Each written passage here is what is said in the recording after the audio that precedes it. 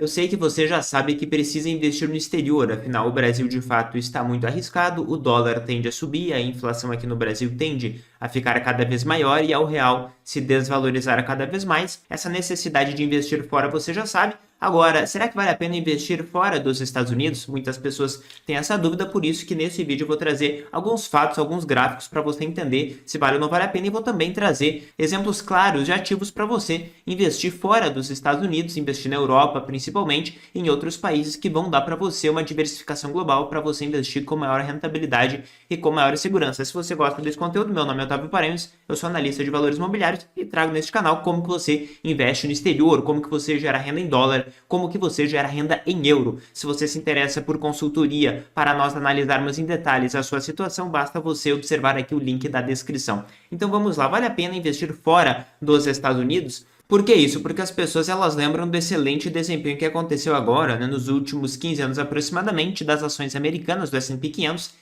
em relação às empresas europeias de maneira geral e empresas de outros países desenvolvidos, Japão, Austrália, Canadá e até países emergentes também. Veja que no período anterior, de 1990 até 2010, o desempenho de ações americanas aqui em rosa e o desempenho de ações europeias aqui em azul tinha sido praticamente equivalente, tá? Só para deixar esse ponto bem claro. Inclusive nos anos 70, embora não apareça nesse gráfico, nos anos 70, o desempenho de ações de fora dos Estados Unidos, anos 70 e 80, foi muito superior ao desempenho americano, né? Mas só para mostrar que, de fato, este bom desempenho americano ocorreu agora nos últimos 15 anos, né? Outro ponto é que não é apenas por causa das grandes empresas de tecnologia que as empresas americanas desempenharam melhor. Quando a gente considera, mesmo excluindo as empresas de tecnologia, tanto na Europa como nos Estados Unidos, também ali a partir, mesmo quando a gente considera um ponto de referência em 98, quando a gente considera um ponto de referência em 2012, as ações americanas desempenharam de maneira muito superior às ações europeias neste período aqui dos mesmos 15 anos analisados. Mesmo assim, né, quando a gente considera o período anterior, ali de 95 até mais ou menos 2009 e 2010, as ações de fora dos Estados Unidos teriam desempenhado melhor por terem ativos principalmente, por exemplo, de materiais básicos, de mineração, de petróleo, que desempenharam bem melhor naquele boom de commodities dos anos 2000. Mas sim, é inquestionável que as ações americanas, principalmente de todos os setores, mas principalmente de tecnologia, desempenharam muito bem recentemente, tá? Buscando entender o porquê disso, quando a gente considera ali a questão dos earnings, ou seja, dos lucros, a gente observa que sim, o mercado americano, né, nos últimos 15 anos teve um aumento bem significativo dos lucros na média, mais do que dobrando, né, multiplicando por 2,2 vezes praticamente os lucros em relação às ações de fora dos Estados Unidos que ficaram totalmente estagnadas, né, isso aqui em dólares americanos neste período dos últimos praticamente agora 20 anos, entre 15 e 20 anos, houve uma estagnação muito grande dos lucros. Mas quando nós consideramos aqui a relação de preço, que obviamente é aquilo que as pessoas observam imediatamente, que é esta linha preta aqui, a gente observa que sim, o desempenho relativo do preço dessas empresas americanas foi realmente muito superior, desde ali do começo dos anos 90 até agora 2024, 2025. Mas quando nós ajustamos pelos lucros, ou seja, de fato os lucros de outros países desenvolvidos que haviam sido relativamente bons ali nos anos 80, nos anos 90 e na primeira década dos anos 2000, quando nós fazemos esse ajuste, nós obtemos esta linha vermelha que mostra que sim, os Estados Unidos desempenhou muito bem a partir de 2009, mas não tão bem assim, não é algo realmente tão surpreendente quando nós consideramos a partir dos anos 70, em que hoje, né, nós temos praticamente a mesma relação de lucros das ações americanas em relação às ações de outros países que nós tínhamos lá nos anos 70, tá? Ou seja, sim, os Estados Unidos eles desempenharam muito bem em termos relativos a partir de 2008, a partir da crise financeira de 2008, mas quando nós consideramos o bom desempenho dos lucros destas empresas europeias e dessas empresas de outros países desenvolvidos, durante os anos 70 até os anos 2000, a gente vê que esse diferencial não é tão grande assim. Mas nós sabemos, né, que na prática, quando nós observamos até, aqui eu peguei um próprio gráfico do desempenho industrial da Alemanha, que é na prática o motor da economia europeia, né, aqui nos últimos 10 anos praticamente, o desempenho, né, foi negativo, né? Então eles estão produzindo menos do que produziam há 10 anos atrás e não é pouca coisa, é praticamente 10% de diferença no que se refere à questão industrial. É óbvio que a economia ela cresce também por outras variáveis, não só industrial, mas esse ponto ele é muito relevante, né? Mas veja que eu não quero ser apenas tão pessimista assim. As pessoas pensam, mas Otávio, então, se você está aqui para mostrar alternativas, por quê, né? Porque na realidade você estaria comprando realmente empresas muito mais baratas, né? Quando nós consideramos a relação de preço dessas empresas americanas em relação às empresas de fora dos Estados Unidos, de fato, né, você estaria lá nos anos 80, por exemplo, pagando muito mais por empresas japonesas, por empresas europeias do que por empresas americanas.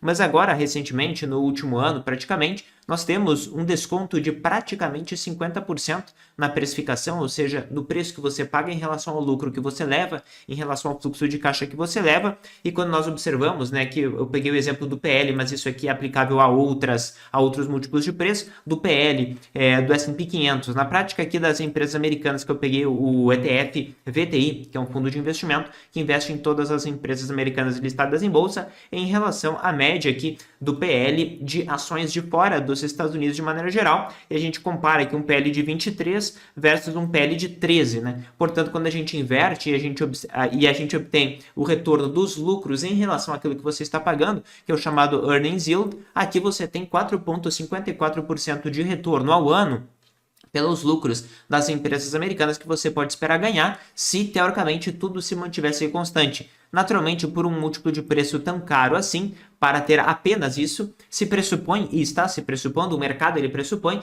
que o mercado americano ele vai crescer bastante em lucros para justificar receber hoje apenas 4,54% ao ano de retorno, né, em relação ao valor que é pago. Agora, em relação a ações de outros países fora dos Estados Unidos, este indicador já é de 7,69%, ou seja, se tudo se mantiver constante, mesmo que até a economia não cresça nada, você vai ganhar 7,69% ao ano sobre o valor que você investiu, né? Naturalmente, se pressupõe um crescimento um pouco menor, mas ainda assim, mesmo que não haja crescimento, você já tem um retorno realmente bem consistente. Lembrando que esses ativos aqui são todos ativos globais, então você já não teria os riscos que você tem do real, né, de desvalorização do real e de inflação, porque você já estaria realmente bem protegido, bem diversificado. Lembrando que os Estados Unidos são apenas um país, uma economia, um ciclo, né? Então você está um pouco mais vulnerável, e aqui um fundo como o VXUS que eu selecionei para exemplificar é um fundo que tem praticamente ali 48 países passíveis de investimento para você entender melhor aqui. Então você estaria realmente muito diversificado, tanto em moedas mais fortes como o euro, como a libra, mas também em moedas relativamente mais fracas, algumas ali dos países asiáticos, mas de qualquer maneira muito mais fortes do que aquelas da América Latina, como o real de maneira geral. E agora vou dar alguns exemplos para você. O primeiro exemplo que eu gostaria de trazer é um fundo de Dividend Aristocrats. Para quem me segue aqui há algum tempo sabe que eu não defendo e não foco em dividendos necessariamente, mas estou aqui para trazer o fato de que existem sim produtos financeiros, existem sim fundos que podem permitir que você diversifique fora dos Estados Unidos em características que demonstram qualidade, que demonstram resiliência, que demonstram bons retornos no longo prazo, embora não necessariamente sejam as formas mais ideais e mais otimizadas em termos tributários para você investir. Então não é algo que eu investiria, mas sim é uma forma que demonstra, né, que é possível sim você encontrar bons ativos mesmo aqui, ações, né, até se nós observarmos a lista das ações desse fundo, que é de empresas que têm crescimento consistente no pagamento dos dividendos, nesse caso aqui da zona do euro, e nesse caso aqui ele é um fundo europeu e ele é um fundo de distribuição, então ele paga dividendo. Eu peguei esse exemplo para mostrar para você que é possível ter uma resiliência de dividendos. O dividendo ele é uma das fontes de retorno, a outra fonte é o próprio crescimento dos lucros por ação, que vai refletir no preço das ações, que vai refletir no preço das cotas, tá? Então, só para você ter essa referência, este fundo aqui é negociado pelo código SPYW, né? Ele é um fundo que tem como base o euro, ele custa 0,30% ao ano, ele é um fundo de aproximadamente 1 bilhão de euros, né? E ele é um fundo que é negociado em várias moedas, especialmente o euro, a libra esterlina e o franco suíço também, certo? Observe que nesse caso desse fundo, o dividend yield dele, ou seja, o dividendo que é pago, é relativamente mais alto, até pelo próprio critério que ele utiliza, de 4,3% ao ano. Observando um pouco mais ali as características desse fundo, nós observamos de fato uma resiliência no pagamento dos dividendos, que é justamente aquilo que o investidor busca quando ele compra um fundo como este daqui, e que também, né, o dividendo dele historicamente, o dividend yield, ele é relativamente alto, ali de 13,5% ao ano aproximadamente. Um outro fundo que eu trago para vocês aqui também é um fundo europeu, que é um fundo também de ações europeias de maior qualidade, ou seja, que tem melhores indicadores de rentabilidade sobre o patrimônio líquido, de endividamento, né, e de rentabilidade operacional. Neste caso aqui, você tem a opção de um ETF de acumulação, que é um fundo de acumulação, ou um fundo de distribuição. No caso aqui, se ele for um fundo de acumulação, ele é pelo código IEFQ e ele vai trazer as características, né? Até quando nós observamos aqui a evolução patrimonial dele em euros, né? Nos últimos 10 anos aproximadamente, ele dobrou o capital, gerando, portanto, um retorno relativamente consistente, né? Mesmo que uma alocação integralmente em ações, você teria uma resiliência boa, né? Para um fundo que tem essas características aqui. Ele é registrado em todos os principais países europeus, caso algum dia você queira se mudar para lá também. E aqui nós temos as principais posições, que são todas posições que nós sabemos, né, de alta rentabilidade operacional. Então, várias empresas farmacêuticas, a própria Nestlé, né, que é uma empresa de consumo não cíclico, temos também algumas empresas de luxo, né, que é de consumo discricionário, e algumas industriais também. Não é uma alocação tão grande em industriais, mas ainda assim nós temos algumas empresas industriais aqui.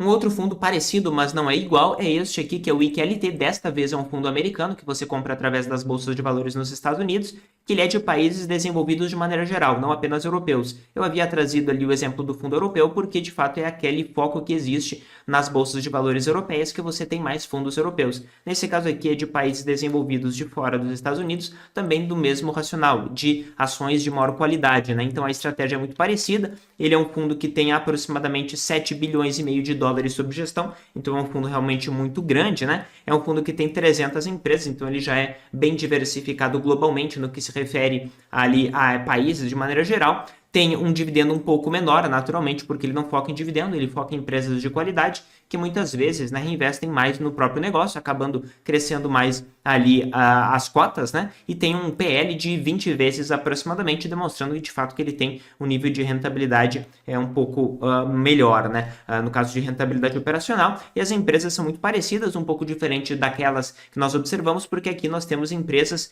que nem sempre são europeias necessariamente, tá? Mas só para trazer o racional aqui para vocês. E um último fundo que eu gostaria de trazer, que é um fundo novo, apenas para nós observarmos o racional dele, que particularmente é muito interessante, é o fundo DTAN, né? DTAN, que é um fundo americano também de ações de outros países que não os Estados Unidos, e ele foca também em ações de valor, que são aquelas empresas mais baratas do que a média, só que ele considera dentro desse critério de valor ativos intangíveis, né? Ou seja, muitas vezes uma empresa ela pode gastar dinheiro para comprar uma patente ou desenvolver algum tipo de aplicação, e esse tipo de ativo não entra no balanço da empresa, né, como algo que faz parte do patrimônio líquido, embora de fato faça. E aí ele faz o ajuste, né, no que se refere a ativos intangíveis e acaba comprando mais empresas que têm maiores indicadores aqui de pesquisa e desenvolvimento, de gastos com marketing, gastos com patentes e gastos com RH, no que se refere a pessoal que tem doutorado nesse caso, então acaba aumentando indicadores de propriedade intelectual, de capital humano e de capital de marca, né, propriamente dito, e nós acabamos tendo empresas, né, que são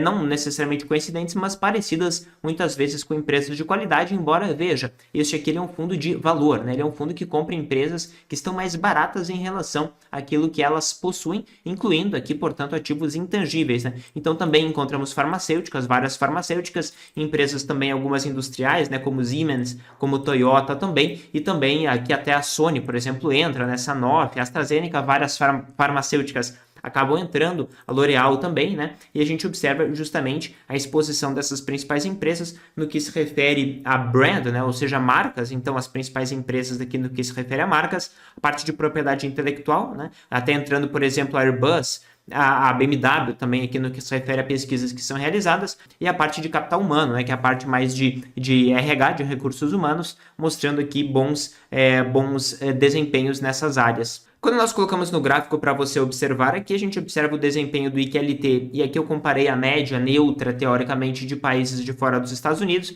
e a gente encontra aqui o VEU, que é um fundo americano de ações de fora dos Estados Unidos. A gente observa, né, que em alguns períodos o IQLT desempenhou de maneira superior ao VEU nesse último período. O DTAN é um fundo relativamente novo, então na prática é relativamente inútil, né, você analisar um gráfico apenas nesse período.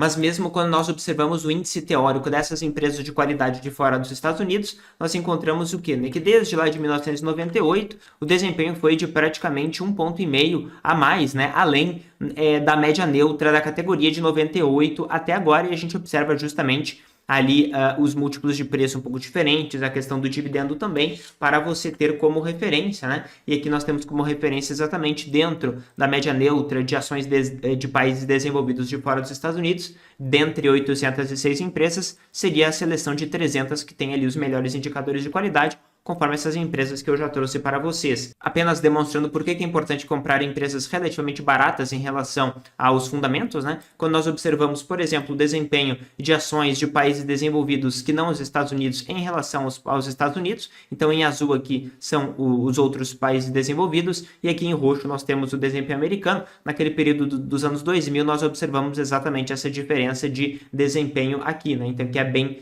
relevante aqui ao longo do tempo, né? Naturalmente, conforme eu mostrei, os Estados Unidos acabou desempenhando de maneira superior nesse período recente, mas isso não é argumento, né, para nós afastarmos o excelente desempenho que ocorreu também nos anos 70 e nos anos 80. Então esse aqui é um conteúdo que eu gostaria de trazer para você. Se você gostou, me fala aqui, gostei, não gostei, só para eu saber, e outros conteúdos que você gostaria de ver aqui neste canal. Se você se interessa por investimentos globais, não deixe de ver os outros materiais gratuitos que já foram disponibilizados aqui embaixo para você, além de obter mais informações sobre a nossa consultoria de investimentos para que você possa investir com maior tranquilidade, com maior segurança, para que você nunca mais precise se preocupar com o mercado, para você blindar o seu capital do risco do Brasil, deste risco fiscal que nós temos e também dos riscos de inflação. Certo? Se você gostou, se inscreve no canal e ativa as notificações para você não perder nada que eu coloco aqui. Valeu!